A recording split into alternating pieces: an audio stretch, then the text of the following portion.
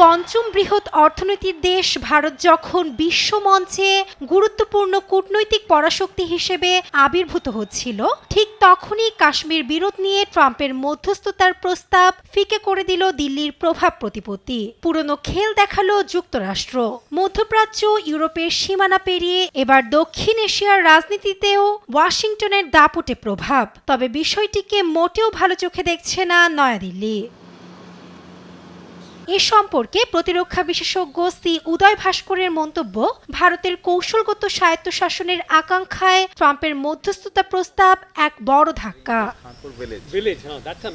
Kashmir issue নিয়ে আমেরিকার হস্তক্ষেপকে সাধুবাদ জানিয়েছে পাকিস্তানের প্রধানমন্ত্রী শাহবাজ শরীফ। তিনি ট্রাম্প ও রুবিওকে ধন্যবাদও জানিয়েছেন। ফলে এটা স্পষ্ট যে আমেরিকা আবার খেলায় ফিরেছে, যা ভারতের জন্য একটি মিশ্র পরিস্থিতি।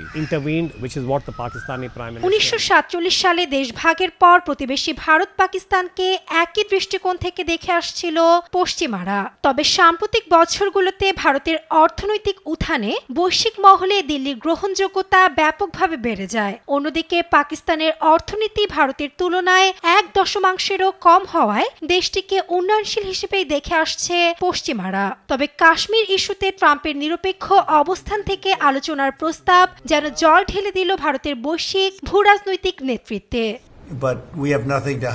এদিকে সংঘাত নিরসনের চেষ্টা না করে ভারত পাকিস্তান উত্তেজনার সময় জিনজিয়াং ও তিব্বতে সামরিক মহড়া চালিয়ে পরিস্থিতিকে আরও উস্কে দেয় চীন, যাকে দুই দেশের মধ্যস্থতায় বেইজিং এর একটি বড় সুযোগহানি বলে মত বিশ্লেষকদের। এদিকে চীন পাকিস্তানের সামরিক সরঞ্জামের বড় সরবরাহকারী হওয়ায় চীন ভারতীয় সম্পর্কেও বড় প্রভাব পড়ার শঙ্কা বিশ্লেষকের।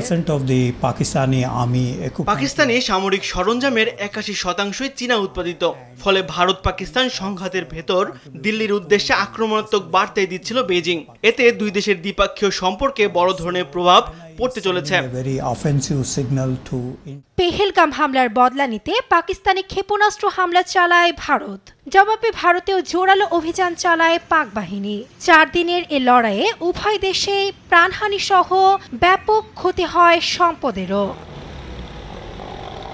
নাসরিন আক্তার, নিউজ ডেস্ক, দেশ টিভি।